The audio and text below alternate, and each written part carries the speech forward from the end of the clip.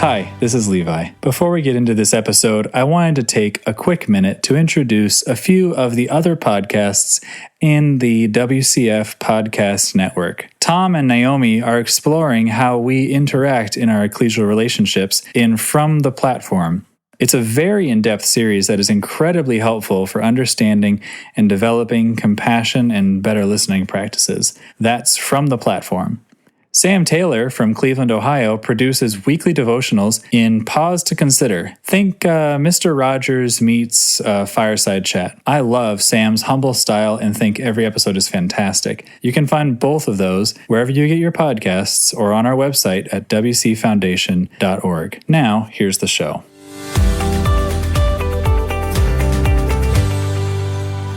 Welcome back to A Little Faith. I'm Levi, and I'm really excited to be here tonight with Nolan. How you doing, Nolan? I'm doing well. How are you doing, Levi? Pretty good. We're here in your backyard, which is a treat for me.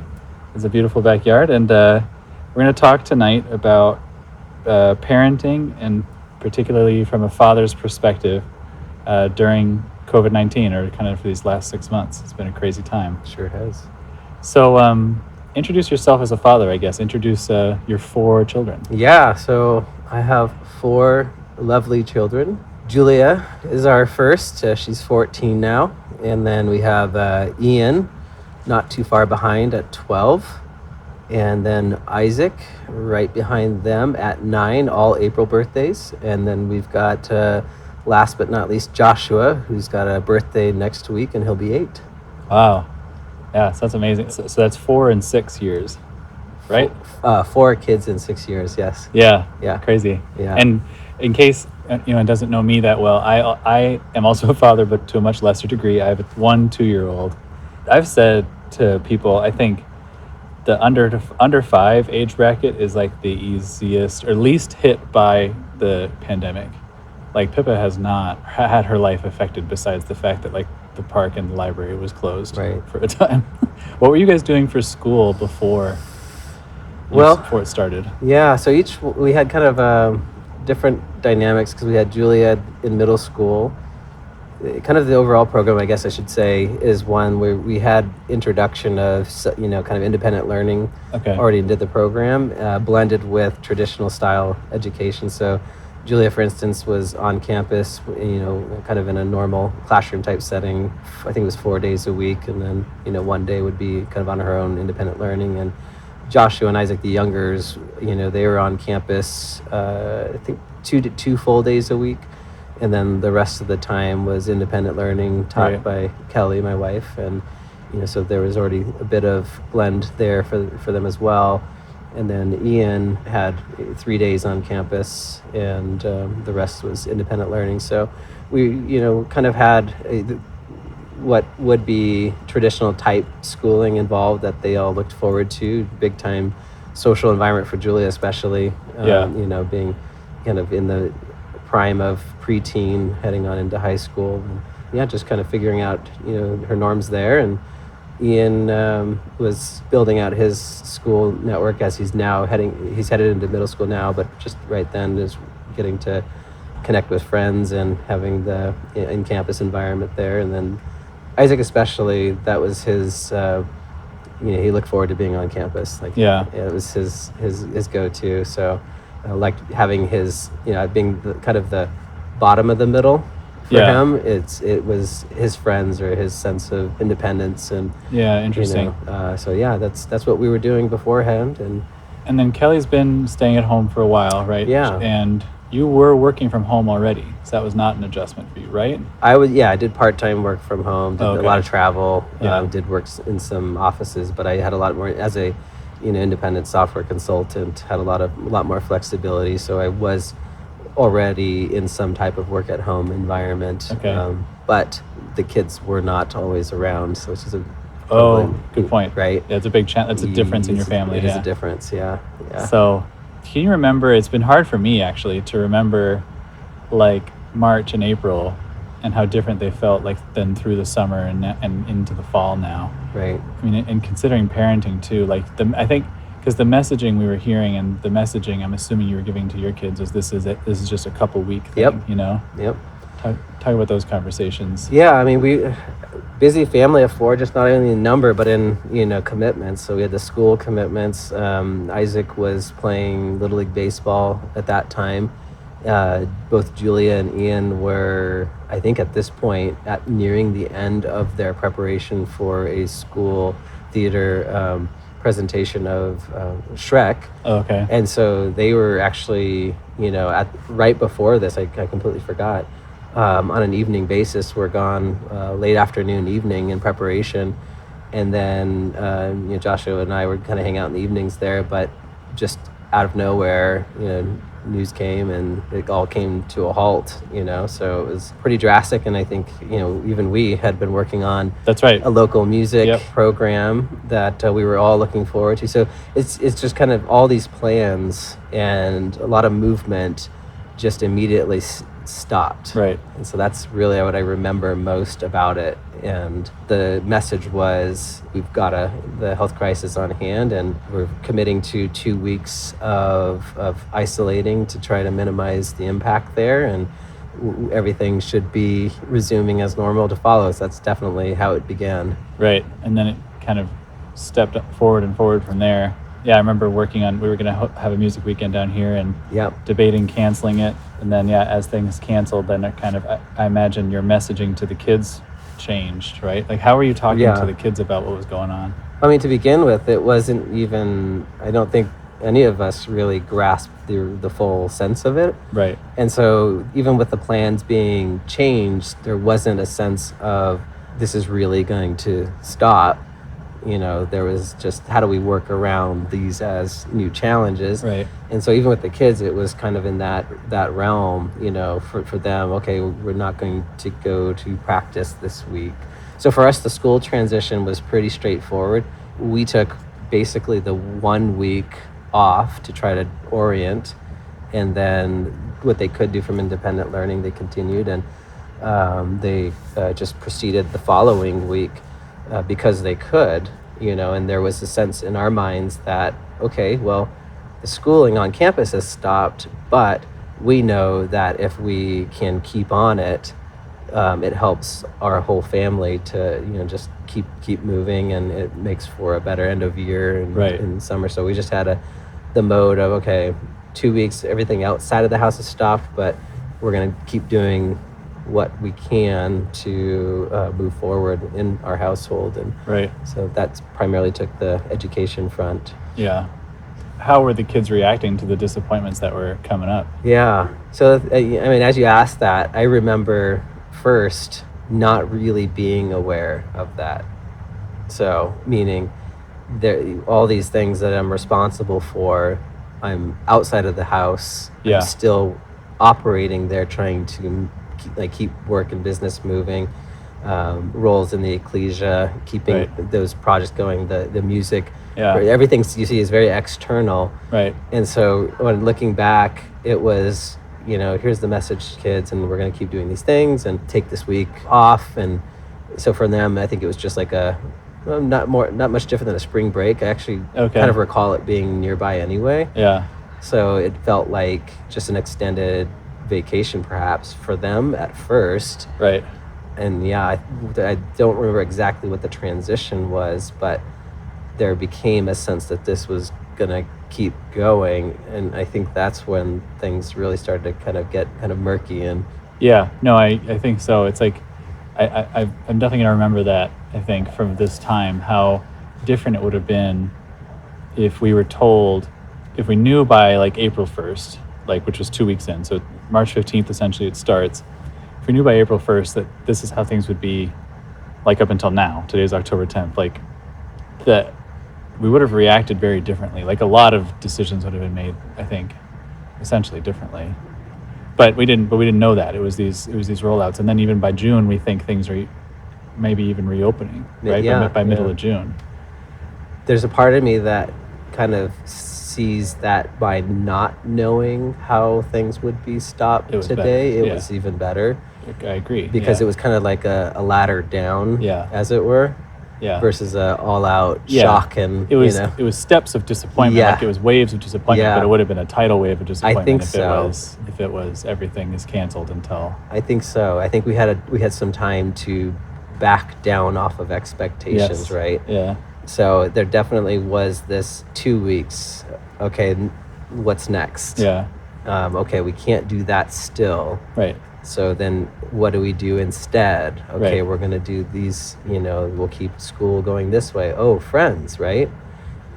Like friends was a big thing here because, those friends down the street that you liked to hang out with, and even on spring break you would, well, that's not going to be a part of what we're doing right now. Yeah. Which is confusing for them, and where that's really all they did in previous weeks is Right. linger with neighborhood friends and sleepovers and Right, all that. right. So that definitely started to show up real quick in the Yeah. first and second week there. Did some of your kids take it harder in general than others of them, or?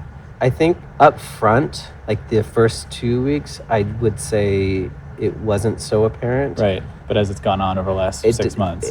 Well, even within the third and fourth week, it became pretty clear. I think Julia and Isaac in particular latch on to their external social groups. Right. And that definitely started to show up as an issue. Each one, the journey there started to reveal different stress responses. And that's something that wasn't apparent up front. As I kind of mentioned, there's a lot of external responsibilities. Yeah. And, just trying to cope with things needing to get done, needing to have like the way things were continue to function, right? Right. That was a lot of where my energy and attention was. And so on the emotional availability internal to the family, it was there, it just wasn't as sensitive. Yeah, interesting. So you're kind of were with everything you had going on outside, you had, and you are, I think, an emotionally available and sensitive person, but you found that you had to express a lot extra going out at that time. Yes. Because of your responsibilities, that it was very hard to have that ready at home. And then I feel like you might be saying that like you missed the increasing stress that specifically Isaac and Julia were having. Do you think, would you say that, or say it a different way? At first, I think, and it wasn't like hyper, right. Like it wasn't like kind of anything overwhelming. Right. But what I do remember is a lot of the energy trying to, because a big part of what I was doing was also helping others cope with the changes in their world. Work and ecclesia. Yeah, and interesting. And so like I have responsibilities outside the house, right, in trying to help with the emotional and operational challenges that created. So what happened, I remember explicitly Kelly kind of coming to me and saying, I know those are very real responsibilities for you, but I think that we need to have your attention more present here in the household. So what did that look like? Like what were some steps that you took to increase your sensitivity at home? I think, with any like forward-looking responsibility, you spend a lot of pre-thinking time and planning and ramp up in communication. So what I started to do is just kind of take awareness. So I am sensitive, right? So that reality, I was like, oh, okay, so I need to hear this. Yeah, this is important. She's saying this because there's something that we need to attend to. Big deal for her to call that. Very up. much so, and it was there was no tension about conversation. It was just like, hey, there's a really real situation in our lives that we're dealing with here, and we need to bring some of our attention back into our home.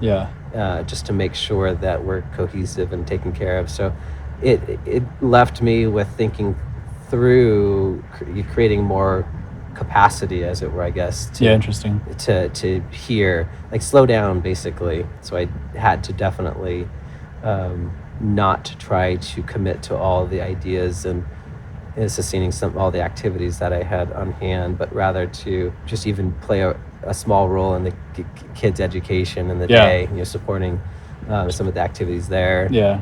But in that, just even not passing through their space so quickly. Interesting. So like, we're working in the house and taking care of all these external responsibilities. Like, okay, I'm saying to myself, I'm passing through their day Yeah. and what they're doing. I can now slow down and see what is going on. Start catching more of the real hour by hour stuff. Yeah, and it's just small things. Daddy, can you help me with this? Yes. Yeah. Right.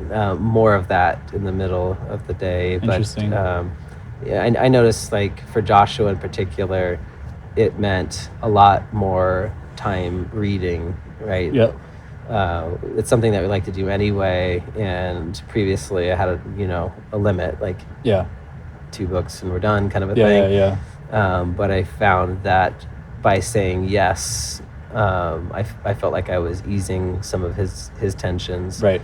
And his response, by the way, ended up, so at 7 years old, really in the first half of his 7 of the year, shortly into the first few weeks there, ended up in our room every night, just unable to sleep, right? And so we were just having tough nights. Probably his stress reaction. And so it was his, right? Right. And it's not as simple as afraid of the dark. It's like, there's the whole, I don't know what's up with the outside world there's right something, now. there's sometimes there's not words to express this just unease. Yeah. So for him, it was a lot of attachment needs that we picked up on, just trying to help him talk through that and reassuring him that, we are here and just as much as we can slow ourselves within his presence. So I remember that really explicitly.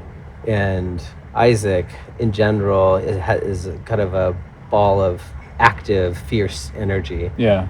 And so having that essentially locked down into the house was difficult. I can imagine, yeah. And so, I think after a few weeks, it was just like, from his point of view, I'm speaking out, like, what am I supposed to do with this energy? So how did it come out? Lots of anger responses to siblings. We got into a little bit more of power struggles even with us. Yeah. He's one in particular actually that looks to a sense of authority as a strength. And so what I mean by that is his emotions will press against the boundary and almost looking for confirmation that there's an authority figure in position. Interesting. And so I felt that with him. So having my time to, spend more time with him actually in a slower setting, the goal there was just to have him feel a little bit more comfort in my calm presence, as much as possible anyway. I say that, but, I believe I was fairly calm through this all. So that's one thought that actually was kind of going through all of this is, what am I leaking out that I'm not aware of that my kids are picking up on? Yeah. That definitely was that's been a consistent thread that even to this day that is present in my mind. And there's definitely a part of this conversation where you could go that there is a level of taking care of yourself that's necessary to be that steady leadership that the kids need. What has changed, if anything, with how you talk about God with the kids in this time? So with their stage of life, we're building the fundamentals of logic, right? Which is Sunday school stories, and God is all powerful, all knowing, and all present, right? Yeah. So we start to get into perhaps more complicated thoughts around that. How do we embrace God as our strength while enduring strong discomfort, strong sense of fear, and strong sense of unknown? Interesting, yeah.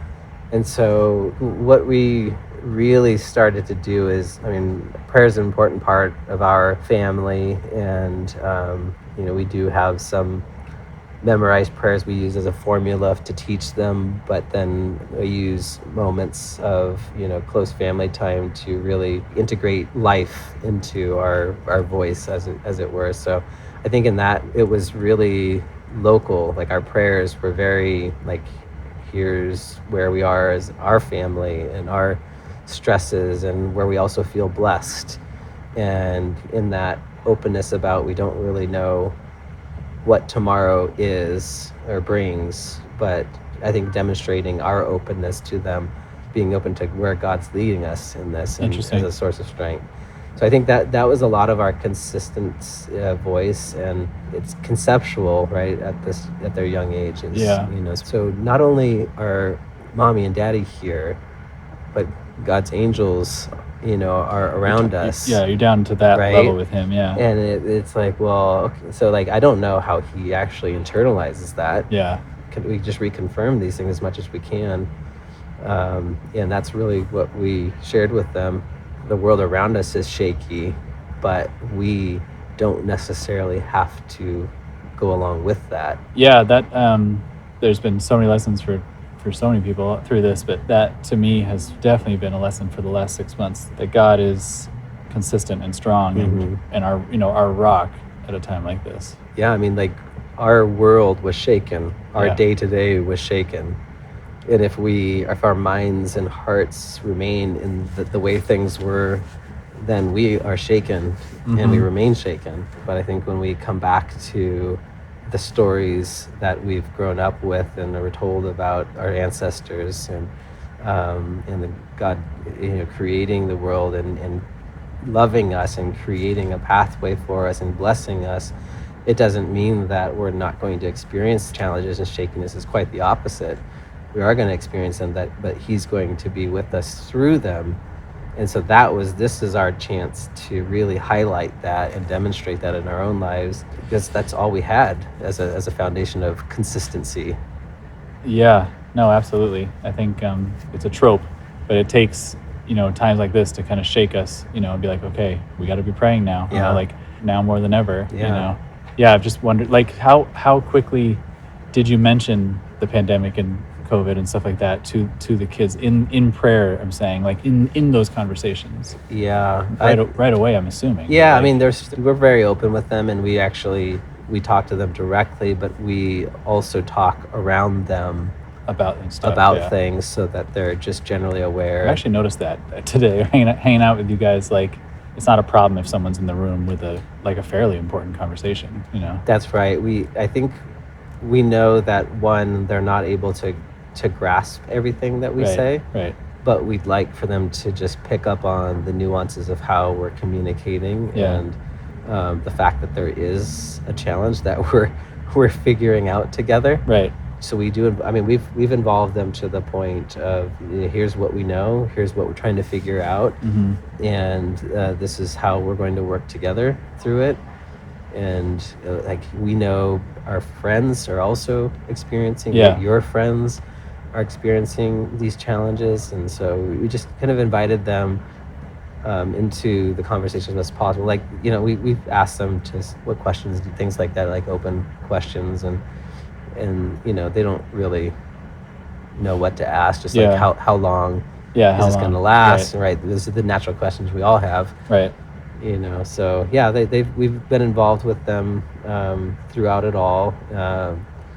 And especially our, Julia being strong-willed, very, spirited. We didn't talk about her much, but she definitely was tested emotionally and socially through this. And, we definitely had moments of worry about just the emotional stress that she was under. But yeah, I think we've worked before this with her on opening up lines of communication, right, and trying to help her understand the importance of that, because when going through emotional strains, we do not want any of us left feeling isolated and without some shoulders and tools to kind of get through it. Yeah. So we definitely went through some high stress moments with her through this.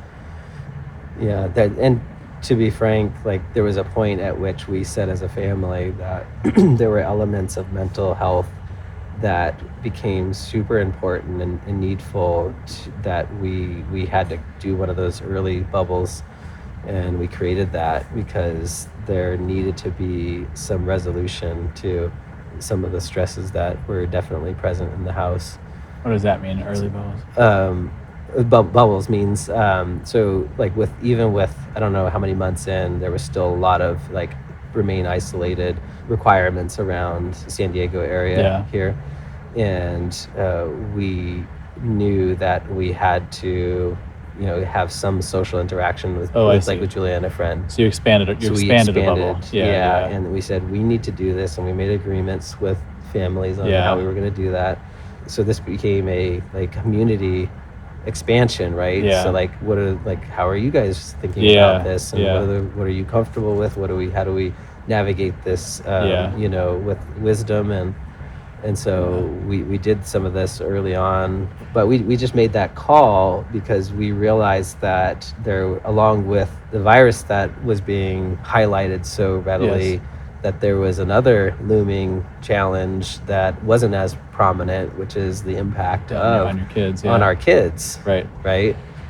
Yeah, no, I totally hear you. I think that was a decision. You weren't alone in making that decision, for the sake of your children. And I think that this is now a road we could go down to, like, how our churches responded, and just that, the whole fascinating, social, cultural, and subcultural dynamic. But yeah, it's been 6 months. It's crazy. It's like there's been, at least in our family, there's been kind of like chapters, like kind of like, I guess, hard weeks and easier weeks, and it feels like, okay, we're in the groove, and then it gets hard for some reason. Okay, now we're in a new groove, Right.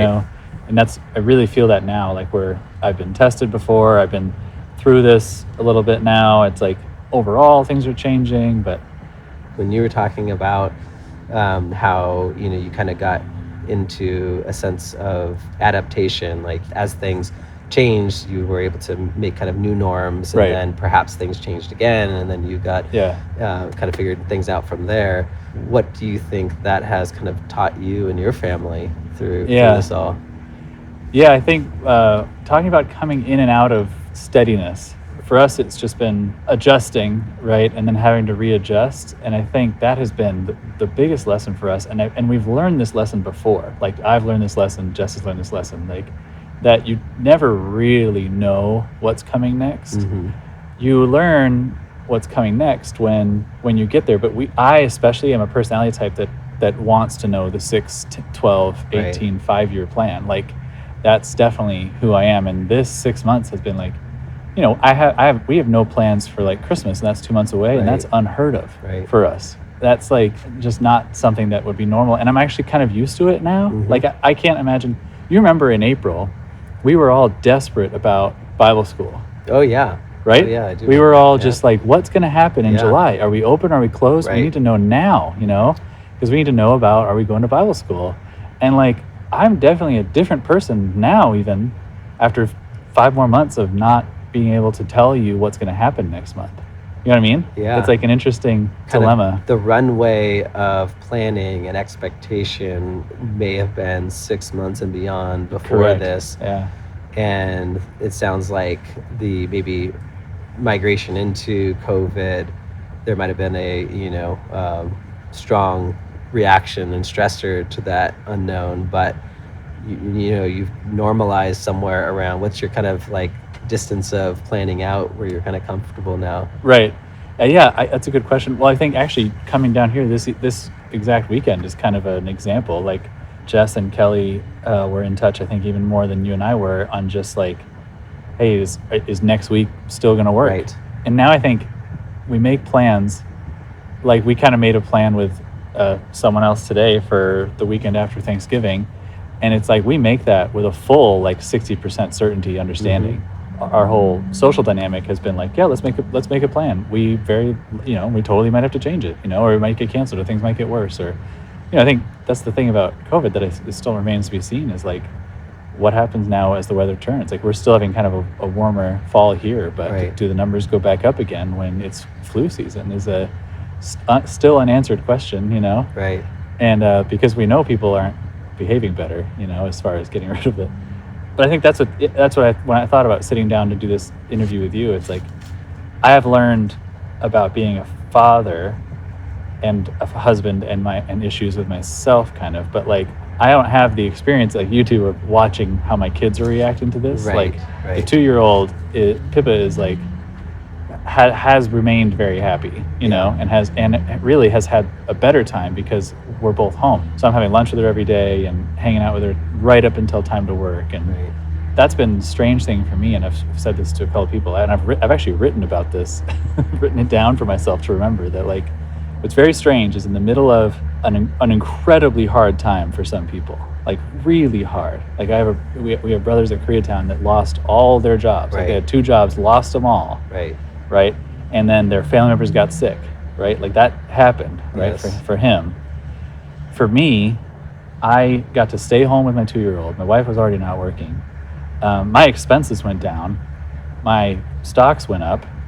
Like there was like a lot of like, what if, for me, it's been some of the best days of my life on paper, besides in my head. It's all mental but if you look at the statistics, for my life, it's been like, that's been strange too, because I'm dealing with kind of and then with the racial unrest in our country, the killing of George Floyd, I was just like, I'm even a white guy, and it's like I've had a hard time dealing with the amazing amount of blessings. I'm glad you said blessings, because as you're talking about it in ways of recognizing a filling up. Yes. You've experienced, a sense of filling where around us has been a sense of emptying and brokenness.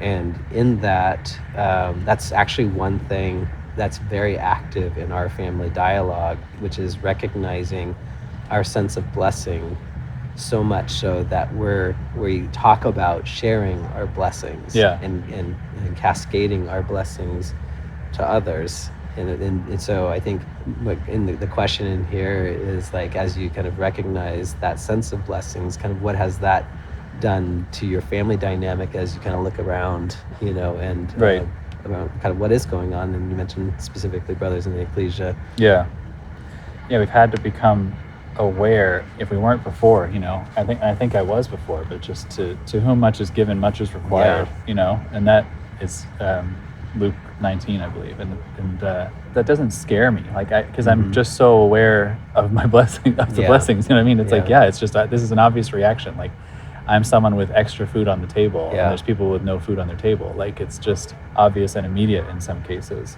So that's been the strangest. I think there's so much, and you kind of talked about like the portrayal of the disease in media, and just kind of that's been my challenge, is just like separating what I'm hearing from the reality of what I'm experiencing. Yes.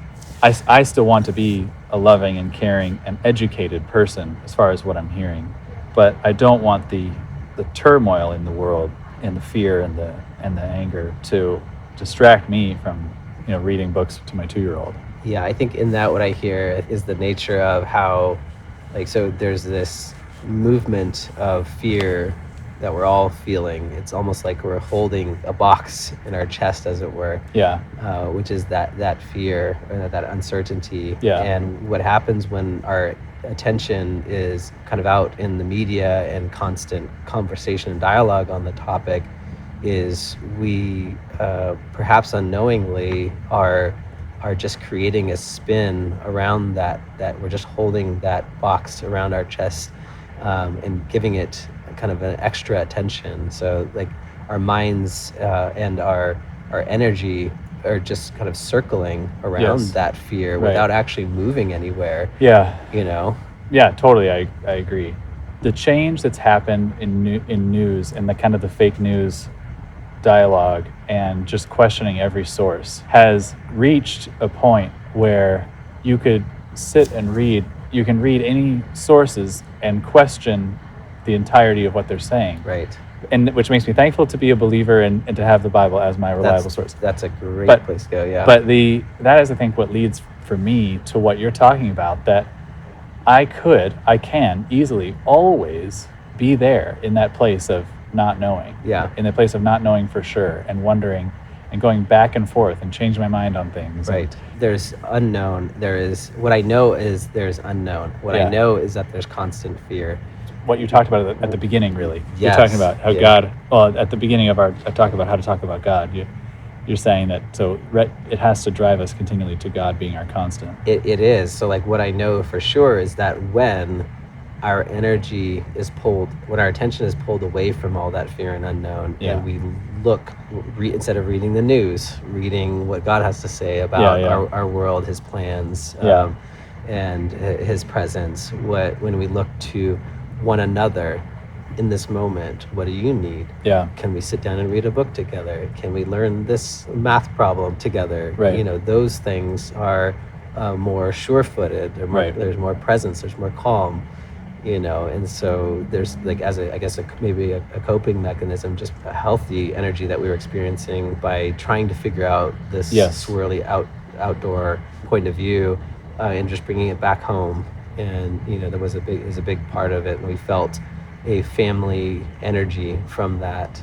Kind of like circle the wagons, like so you're saying, like let's work on this all together and in a positive way, instead of me trying to figure this out alone and bring it back to you, kind of.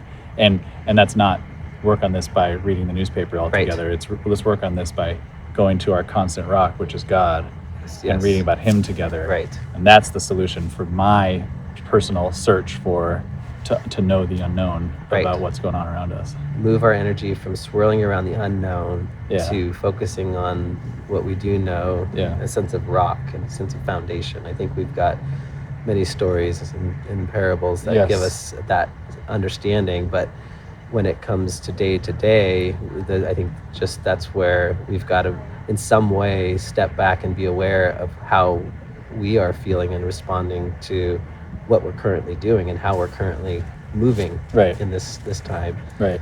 So maybe there's room to make a change, to find our way back to, if we've been kind of lost in the news media and the social sphere of unknown swirl and the anger and the fear all there. Well, if we can bring our energy back home to our presence with God through prayer, through meditation, through reading, through family dialogue, so our kids are still growing. Right? Yep. The pandemic has not stopped. They're growing day by day. That reminds me of I think the greatest point from 7 Habits of Highly Effective People by Covey, I think, is focusing on your circle of influence, and control, what you can actually control, and then that expands that, right? When you actually do that, if you focus on things outside of your circle of influence, you actually shrink what things you can actually control. That's right. But I think that's an adjacent point to what you're saying of like that God constancy is such a great blessing and not to be forgotten when there's literally nothing else constant in the world right now. Like nothing. There's nothing. In trying to figure out how like our families interact as things have opened up. Right. So with the even county by county changes of guidelines and family by family responses to things, our kids have a line of communication with their friends, and are seeking to have that time back together, and we've been doing that. But as our communities are trying to piece together a sense of unified moving forward, our kids watch all this from their position. And so they see these challenges that we're facing, and they sense between their friends what they're allowed to do and not allowed to do. And they've experienced inconsistencies and have questioned those inconsistencies, and that was intriguing to me, because our decisions, our ways of making choices, and even kind of as a collective group, what that looks like, tells them a story, right? It teaches them about what's important to us, and some of those choices and ways of maybe enforcing things. It's interesting. What is that saying to them, and what lessons are they picking up from that, and what can we do better, or at least include as a part of our moving forward? What we've taught them is like, hey, this is confusing. We're going to have inconsistencies as we move forward. It's just a fact, right? It's just a fact. But I think by saying that, it relieved a bunch of tension, right? Because if I say, hey, Levi, over here, things are this way, and over there they're not. You might feel, put off by that. No, totally. But we've created this allowance for inconsistencies to be, and to just recognize that as part of our coping and navigating through this. But the key thing that is consistent is our desire to work together, communicate, love one another, even if there's difference of response, difference of opinion about what's going on, a difference of opinion about what to do about it, is that we will hold each other into the realm of love that allows us to continue to move forward, and allows each family and individual to be where they are as they're adapting to this. it's been a microcosm of a reality that a lot of families are just different in how they handle things. For sure. And this is just like, here's another thing, but this one is right on the face. Right. So Right. it's like, this one's like direct. Yes, this is direct. So. It's been interesting. Like I am really interested to know. I think one of the things, I was asked this question before we had Julia. What are you looking forward to most about being a father? Yeah. And my answer then remains the same now. It is an absolute extreme curiosity for who they will be as they grow up in this world, and what they will become and what they will bring to others. That's really still, where my mind goes. Right. But what have been some of the good things? What have been some of the real faith building kind of lessons that you or all of your family have learned through this? Like, what were some of the good moments? Yeah, I mean, actually, as you say that, I'm curious. I would actually like to do a reflection with the kids at this point and see that's a good idea. Kind of how they do think about things, and as we've kind of are in month 6 now. I think for Kelly and I, a big thing has been demonstrating, as in our marriage and our relationship, our partnership through it all with God integrated into this. Yeah. Right. We don't know what tomorrow brings. We don't know what health looks like for our family and close, relatives that, are already challenged with health issues. And so I think for us, it was the walking. I mean, like, faith is abstract when we just read the words and kind of talk about the general idea. But when it's in the day-to-day, it's in actually carrying the weight of the stresses, the unknowns, the fears, and still feeling kind of held together by a knowledge that there's someone here with us carrying us through. We will get through this. Yeah. Something is going to be new and welcoming on the other side of this, was kind of how we talk about it. Yeah. Today's uncomfortable. Yes. Today's uncertain. Tomorrow may be as well. We don't know how long this goes, but we do know that there is going to be an end to this that we're going to be satisfied with. And we did actually talk about the wilderness wanderings and what that must have been like. With the kids? Yeah. Can you imagine, those families, kind of leaving what their norms look like? Okay, so they're slaves in the land, and yet still they knew what tomorrow would bring. Right. They knew what their mornings were like. They knew what their evenings were like. They knew what they were going to eat. Right. And then they left all that to then get to a place where they didn't even know what tomorrow was going to bring by way of food or water. And so we did talk about daily manna. Yeah. Interesting. That's a good study for this time. Yeah, it's very much so. Yeah. So, like, are we fed today?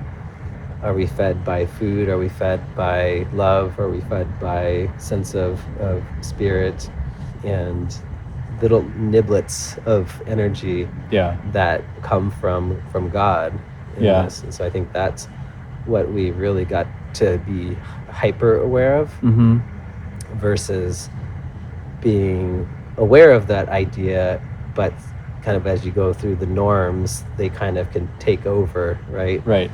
And sometimes lose the sense of the presence in it all. So. Yeah. It's been a fascinating time. I think. Thank you for sharing so much. It's definitely time for reflection. Like, that's been clear, I think, for all of us. We at first especially definitely had more time. If you didn't have time to do something now, then you were never going to do it. Right. It's something we said a lot. Right. So, but yeah, I really appreciate you sharing this with me and everybody. And I pray that, like you're saying, that the ending day, right, whether it's the big one or just the end of the virus, is soon. So thanks, Nolan. Thank you. It's been wonderful. Yeah, thanks for your chat.